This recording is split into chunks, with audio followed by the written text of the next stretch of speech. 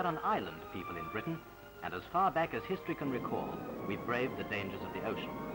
For thousands of years, the sea took its toll of seafarers around our coasts, until in 1824, a national lifeboat service was organized. In just over 130 years, more than 80,000 people have been rescued from the cruel sea. Through trial and error, the modern lifeboat has been evolved. A craft that can roll over completely, but which cannot sink, capable of traveling at 9 knots for a range of 300 miles, and equipped with every modern rescue device. Although the lifeboat today is modern in every respect, many of the processes involved in building it are carried out by hand. Craftsmen who've been building boats for 50 years are entrusted with this responsible task.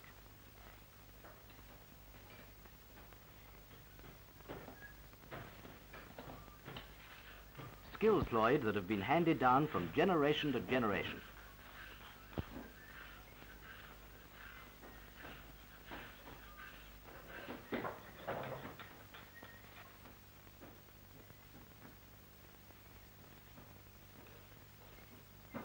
There have been many changes in design.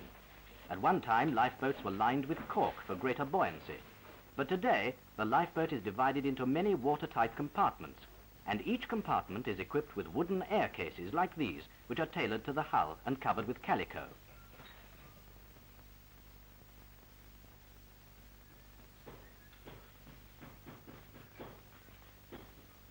The craftsmen who work on lifeboats need patience as well as skill. In the hull alone, there are over 5,000 screws which must be tightened individually. Shoddy workmanship has no place in the building of a lifeboat. There must be no weak link in the chain of more than 150 lifeboats strategically stationed around the coasts of Great Britain and Ireland.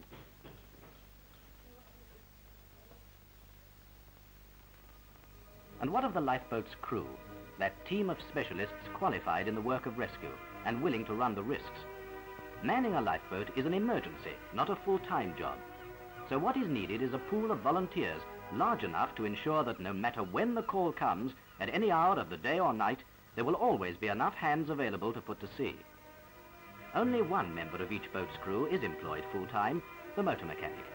Of the other crew members, many are fishermen to whom wind and wave are familiar adversaries, and some are landsmen, but all have the sea in their blood.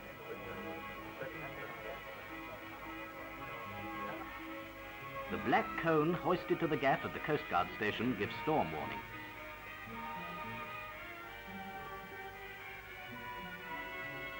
And that's why, from many Coast Guard stations, a constant watch is kept not only for the ship in distress, but for the non-swimmer who's been carried out of his depth, for the inexperienced holidaymaker who...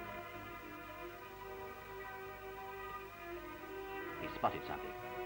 He's ringing the secretary of the local lifeboat station. When there's an incident, he's the man who decides to launch.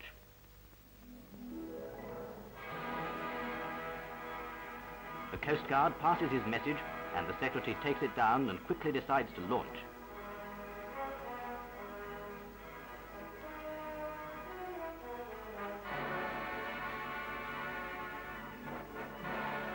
The order is given, fire maroon, a signal that this is an emergency. Life is at stake. The signal that every lifeboatman within hearing will recognize as a call to immediate action.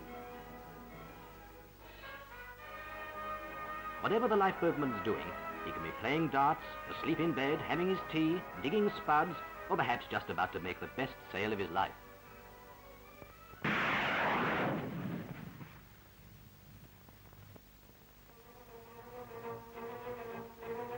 Even the fisherman mending his nets must down tools and join his boat at the double.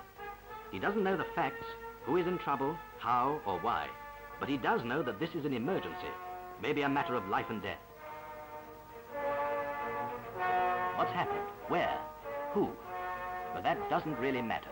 Whoever it is out there is dependent on us now, on our seamanship, our guts, the speed with which we get off the mark.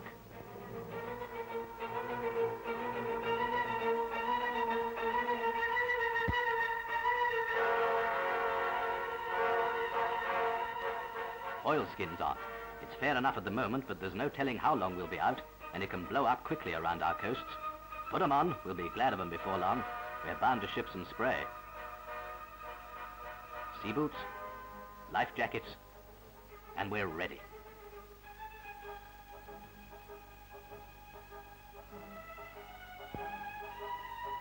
launching of a lifeboat is a routine, a drill as precise as the firing of a gun. It has to be, to eliminate mistakes, to save time. Take out the batten and open the doors, that's the first thing.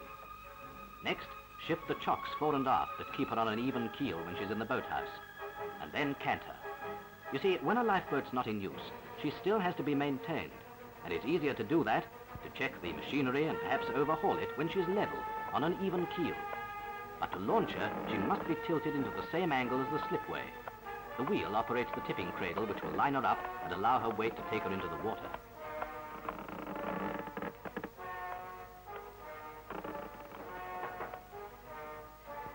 Start the engine.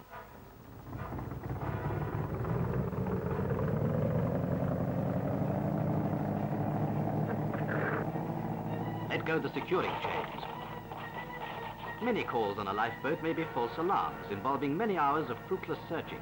But once called out, a lifeboat will ensure all is well before returning to its station.